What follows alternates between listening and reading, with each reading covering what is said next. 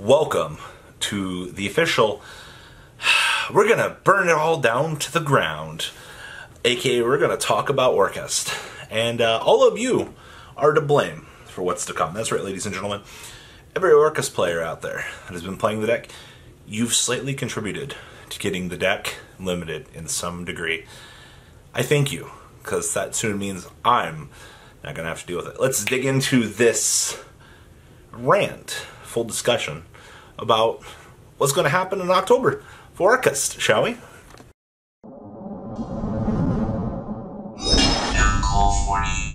Well, Robbie, you don't know what you're talking about. The OCG didn't do anything to Orcust. Why would the TCG ever do anything when the OCG hasn't done anything?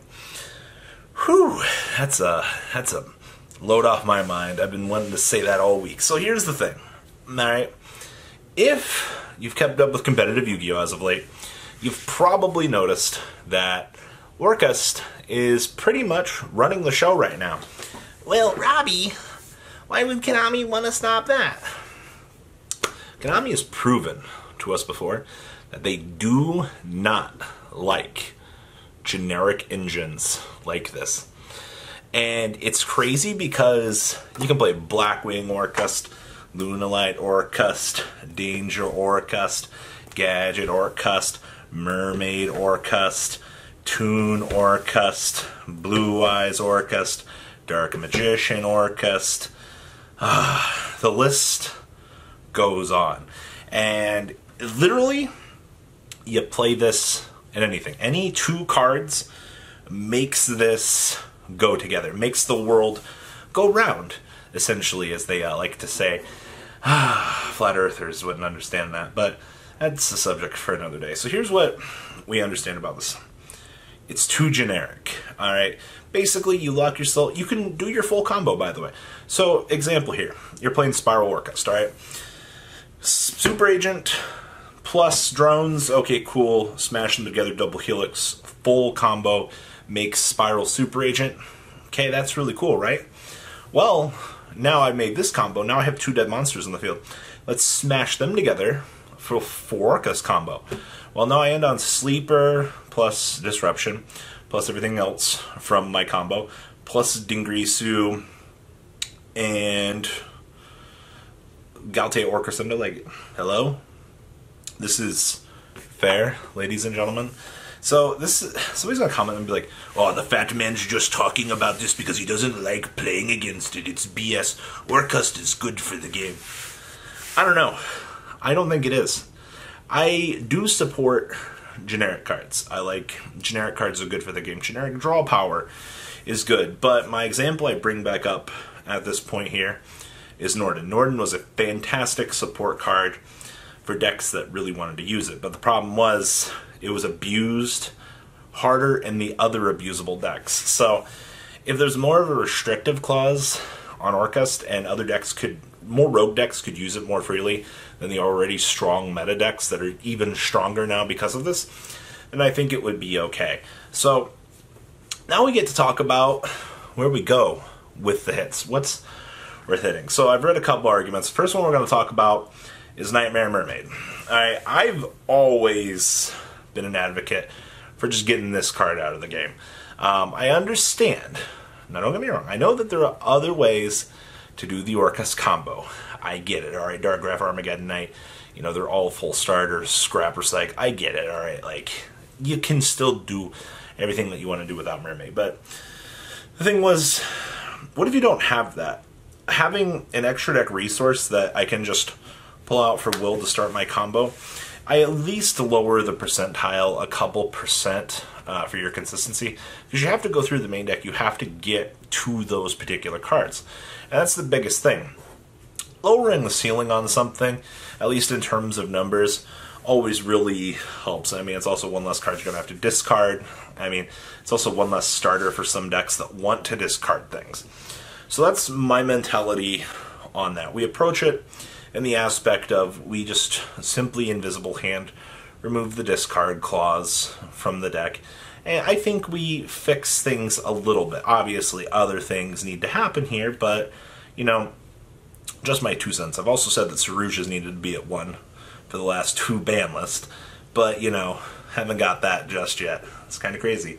Saruja should have been a 1 a long time ago. So, Invisible Hand, remove Mermaid. Yes, I understand. Yes, I can Ash the Mermaid. I understand that. But, you know, when they go Mermaid, they discard the Orcust Nightmare. Well, I mean, here comes spell combo anyway. It's like, it doesn't even matter if you Ash it at this point because, I still have it. Yeah, that's my life. You guys know how many times I've been Orcust full comboed? Just have the Ash. I'm like, okay, I'm good. Nightmare effect, discard.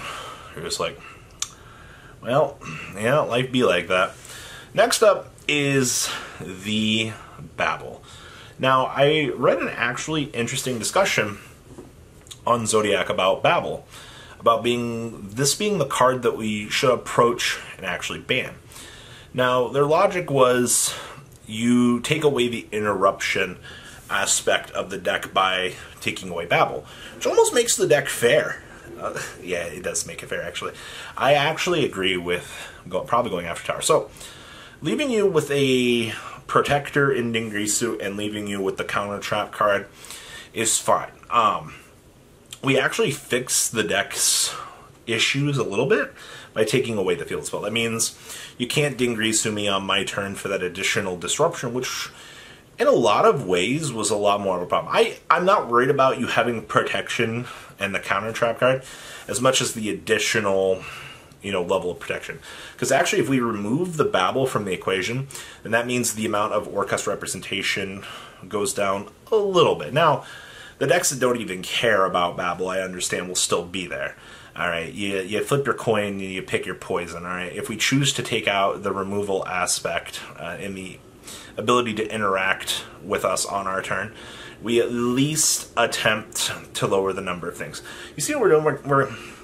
We're dancing around the things that we could be doing. Like I said, you know, with Mermaid, it's the same thing.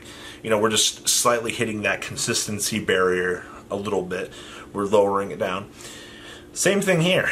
You approach Babel, you take away 1 card that Galtea can set, you take away the ability for them to use their combo cards on my turn. And I think that's another great way to look at this deck, at least in terms of fixing things. Now, there's option C, and I like to call this the we ruin it all day. So you just press the button, oh boom, we just blew up the deck. This is where we walk in and we ban Crescendo. Now, you can argue that Crescendo is the problem. Ending on a counter trap card that has the ability to disrupt and stop anything that your opponent does for free? Okay, cool, I get it. That's a bit broken. Alright, oh, and it also gives you the ability to Surge. Huh. Well, it's a counter trap card and it's a Rhoda for the deck, which essentially allows me to recycle my combo. Well, why are we questioning this? Why aren't we going and just shooting down Crescendo right now?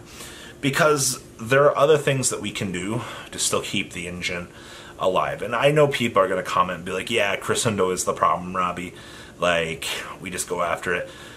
I don't know. I could argue that Dingrisu was the problem too, but when I look at Crescendo, Crescendo's probably the strongest card next to Dingrisu. Like 100%.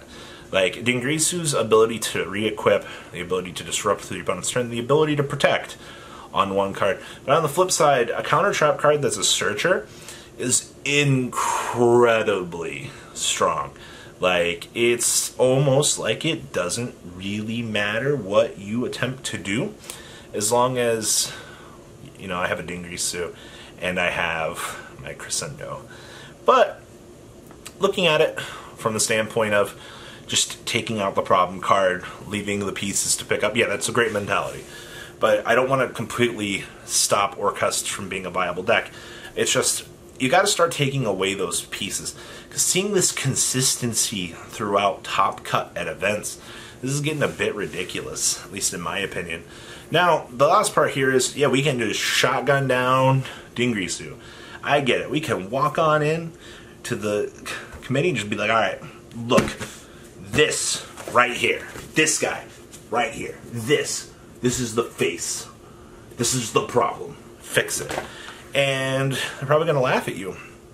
And be like, LOL, what? So, The protection clause is great.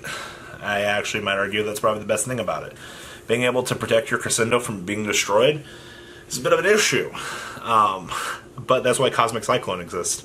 Because you can just banish it, and then, Dingrisu can't protect it. So that's one interesting way of looking at it is, if you ban Dingrisu, you kind of get the deck's engine to fall apart. If you ban Crescendo, you destroy the engine. I mean, Dingrisu will still be played, absolutely. There's no reason why it wouldn't be. You go after the tower, then you take away the interactivity on the opponent's turn, or you go after Mermaid and you hit consistency. All four are interesting approaches as to what to hit, and I almost guarantee you one of these will probably happen on the next list. So what do you guys think? Which one do you think they're going to go after? Did I miss something? Please, comment down below, tell me what you guys think. And, well guys, catch you on the flip side. Peace out. The ride never, well, truly ends. Thank you, patrons. Without you guys, I don't know what I'd be wearing in these videos. I might be a truffle shuffle incident all over again. Guys, please also check out VanCole40 for some awesome Vanguard content. Some other interesting stuff you might find up here on the left or in the description as well. Thanks for watching.